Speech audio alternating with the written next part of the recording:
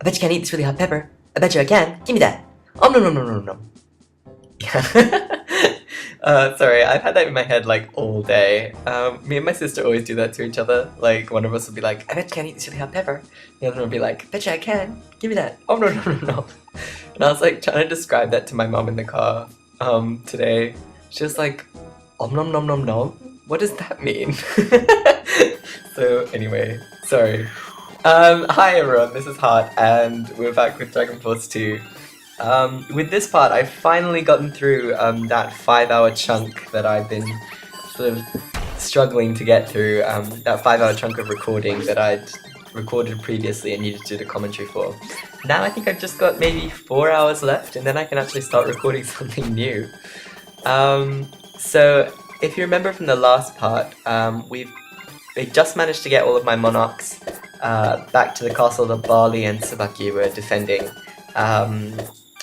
So they're just trying to sort of take care of the remaining enemies. As usual, I'm using Barley to mostly stall. So we defeated Mirai in the last part, and that was Bauman, and now we're fighting Maki. If you notice, he has a horse, sort of like tattoo, there on his cheek, that I think it's meant to be a horse.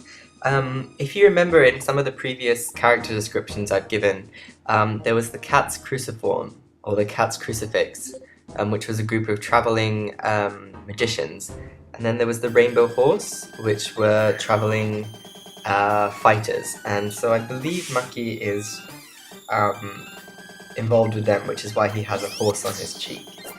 Let me just find his entry. Oh, I need my lamp on. Oh, there we go. Hello. I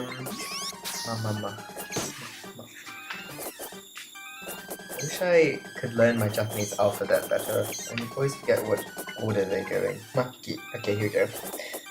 His element is darkness. His starting level is 2. He's a 37-year-old male human from Izumo. He's the father of Kozue and Schneider. Oh, okay. And he is a member of the fighting troupe, the Rainbow Horse. So that's probably why he has a really enormous horse on his cheek. Kozue was that sort of blonde-haired girl who wore a bow tie that was in one of the castles by herself to the south of Pandaria. I'm not sure if we've encountered Schneider yet. Let me just take a look. See if I recognize his face. Oh, and I was going back and doing some more translation. I'm almost finished translating Sanith's scenario, this scenario that I'm playing through, because I'm helping Faust Wolf, with his translation project. I'm currently going through the Tradnor sort of campaign, doing the translation for it, and I'm almost through it. But I was going through the sort of event dialogue yesterday, and I think when I was playing through, I mentioned that Kinsera, the dragon man, when you're in a village, he says you should look in a village to the south. Actually, it's to a cave in the south. No, I said a cave, sorry. And he says in a village to the south. So, as I was going over that, I noticed that I'd sort of read that wrong. Oh, we have seen Schneider. He's this white-haired monk guy. Sorry, not a monk, he's a warrior. Unfortunately, Kaido and Megumi have returned to cause us more trouble. We fought them both already one time each. But because we weren't able to capture them when we did fight them, they've come back with a vengeance. So I'm gonna go in with Shen and try to finish Kaido this time around.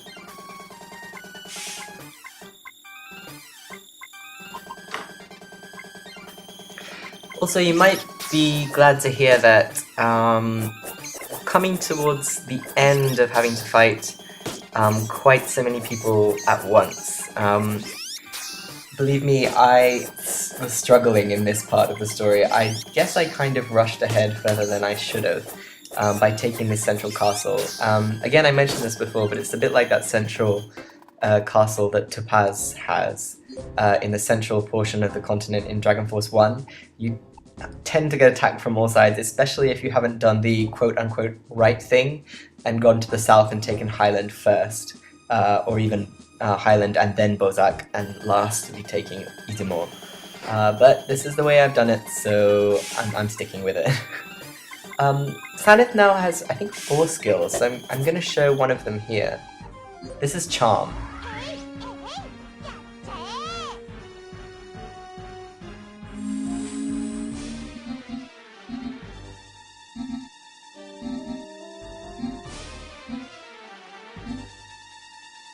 And Charm is a really interesting skill. If you notice there, Megumi's troop numbers went down, whilst Sanith's went up. And that's because it charms the enemy's troops to fight for you. And they'll continue to fight for you for the rest of the battle. So this way you can have up to 4 different kinds of troop fighting for you at once. As you can see, there's lots of these purple Ashigaru running around, but they're not attacking. That's because those are the enemies that I converted to my side, so they effectively become your units. Unlike Resurrection, which is a skill which brings back your own units, where you can't get over 100 units, because you can't get back more units than you started with. With Charm, if you have 100 units and use it effectively straight away before losing anyone, you can actually have more than 100 units. So it's a pretty unique and really fun skill to mess around with.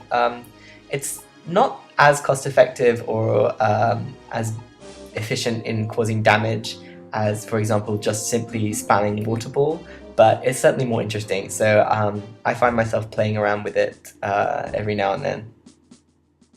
I certainly think that Sanith gets probably the most interesting array of skills, and being that her element is light, she's not restricted to a certain branch of skills either.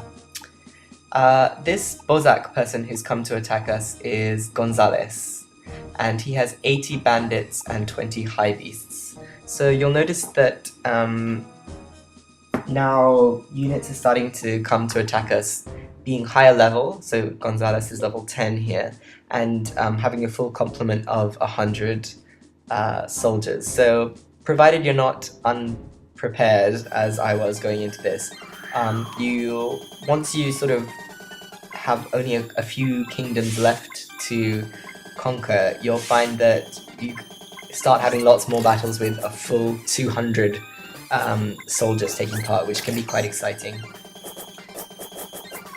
Let me just look up Gonzalez in the biographies.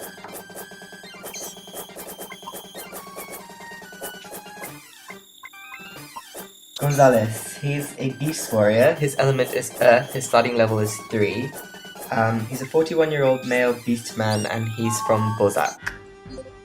Okay, I managed to heal Lenny just before a duel here, but Lenny's not really the best person to duel with, but I'll give it a go.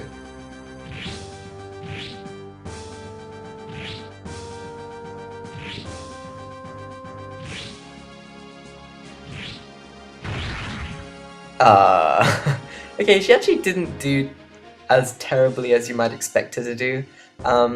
She seems to miss a lot, but so did Gonzalez, so he has no troops left at least. And this time, I'm going to go in with Bart's.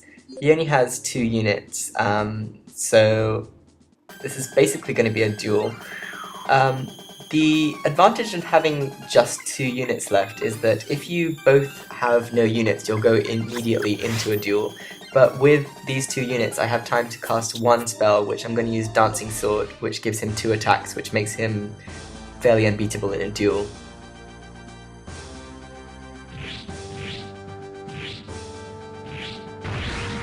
As you saw there, he actually got a critical, so he would have got 3 hits in then if Gonzalez hadn't been knocked out first.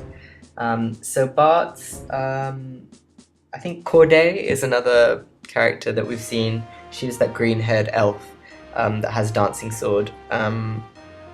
Any general with Dancing Sword is really a good option in a duel. The other good skill to use in a duel is, what is it called? There's a skill that actually doubles attack. So although it won't increase the frequency with which you attack, so it's not as helpful in defeating enemy troops, because it doesn't speed up the attack of your general, but in a duel, you'll be doing double damage, so it's as effective, if not more. I can't remember the name of that skill offhand. I'll try and find it if I can.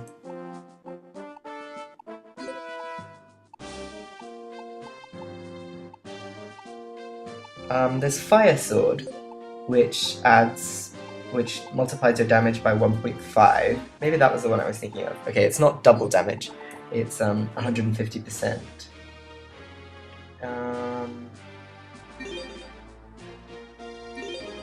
Yeah, it's Fire Sword. It's a fire skill. So I believe Shen gets it, actually, which will be very useful later on. Okay, so we're going in with some units other than our monarchs, which might be nice, kind of a little bit refreshing. Oh, there's Corday, that girl with the green hair. She's the other character that I've used recently that has Dancing Sword. So I'm going in to fight Isami. These guys are Highland characters. Hilda in particular is one of the most important characters to Highland's campaign. So I'm going in here with Vanilla, who I think, other than Sanith, is the only other character that wears glasses, which is quite interesting. Vanilla we fought in the west, south of Pandaria. She was one of the lone units occupying a castle, but she's fairly useful in her own right. The magical units... Oh, here we're using Tree Fork. I'm not sure if I've shown that skill, so I've left it in there. Magical units are useful in this game because, by magical units I mean like sages, monks, mages, shamans, those kind of generals are useful because they generally have high HP, and even in a situation like this where I didn't have a lot of units to work with, you can do a lot of damage by using skills.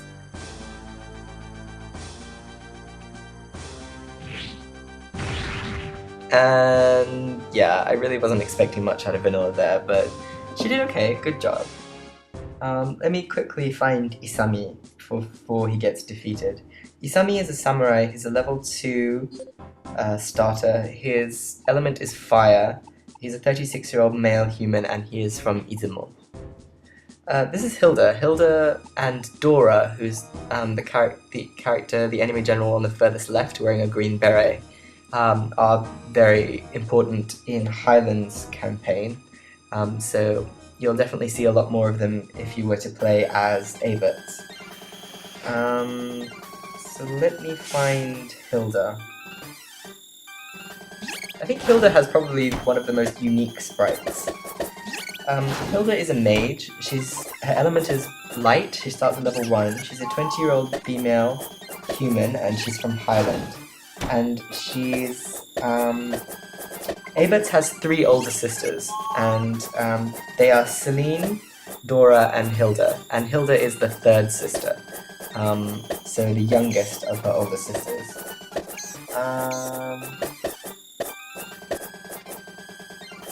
Celine, you won't ever fight with her because she functions as Abert's aide. So you won't ever see her in battle. You'll see her a little bit later in the story, though. And then this character, Dora, is the second oldest of Abert's sisters. So Celine is the oldest. So because Celine, Dora, Hilda. I'm not really sure why Dora has kind of ginger hair, whereas Abert's and all of his other sisters have blonde hair. But anyway. Dora is a fencer, or a kishi. Probably I think a knight is probably a better translation. Her element is light. She starts at level 2. She's a 22-year-old female human, and she's from Highland. So yeah, Aberts has quite an interesting scenario if you were to play as him, in that he has his 3 sisters fighting with him, so that's quite interesting, and he's the youngest, so it's kind of an interesting relationship there. Here, Corday, I put Dancing Sword on her so that she could cleave through as many of Dora's knights as possible, but she was never going to do that well. If you notice, I actually retreated with her before she could die.